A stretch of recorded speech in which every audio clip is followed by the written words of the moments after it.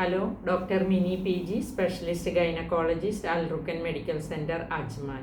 ഇന്ന് നമുക്ക് എക്സ്റേയുടെ safety, പ്രഗ്നൻസിയിൽ x-ray എടുത്താൽ ഉണ്ടാവുന്ന സേഫ്റ്റീനെ പറ്റി നോക്കാം.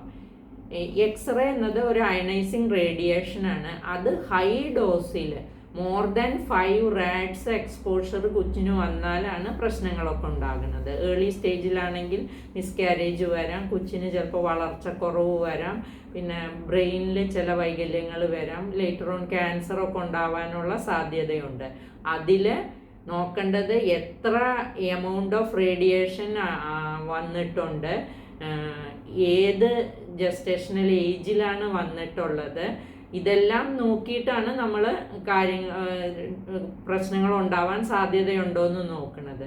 നമ്മൾ സാധാരണയായിട്ട് എടുക്കുന്ന എക്സ്റേ 0.5 റാഡിലും വളരെ കുറവാണ് റേഡിയേഷൻ വരുന്നത്. അപ്പോൾ സാധാരണ രീതിയിലുള്ള എക്സ്റേ കൊണ്ട് പ്രശ്നങ്ങളൊന്നും സംഭവിക്കാറില്ല. പ്രത്യേകിച്ചും കയ്യ്, കാല്, തലയുടെ എക്സ്റേ, ചെസ്റ്റിൻ്റെ എക്സ്റേ, അതേപോലെ പല്ലിന് കേടൊക്കെ ഉണ്ടെങ്കിലും എടുക്കുന്ന എക്സ്റേ, ഇതൊന്നും എടുത്താലൊന്നും യാതൊരു പ്രശ്നങ്ങളും കുഞ്ഞിന് സംഭവിക്കുകയില്ല.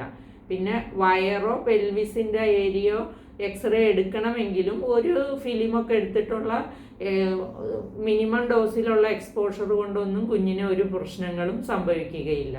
പക്ഷെ CT സ്കാൻ എടുക്കുമ്പോൾ റേഡിയേഷൻ്റെ ഡോസ് കുറച്ച് കൂടുതലാണ്. അതിൻ്റെ വയറിൻ്റെയും പെൽവിസിൻ്റെയും CT സ്കാന് കഴിയുന്നതും ഒഴിവാക്കുകയാണ് നല്ലത്. അതേപോലെ ബേരിയം എനീമ എന്ന് പറഞ്ഞിട്ടൊരു ടെസ്റ്റ് ഉണ്ട്, അതും പ്രഗ്നൻസിയിൽ എടുക്കാതിരിക്കുകയാണ് നല്ലത്.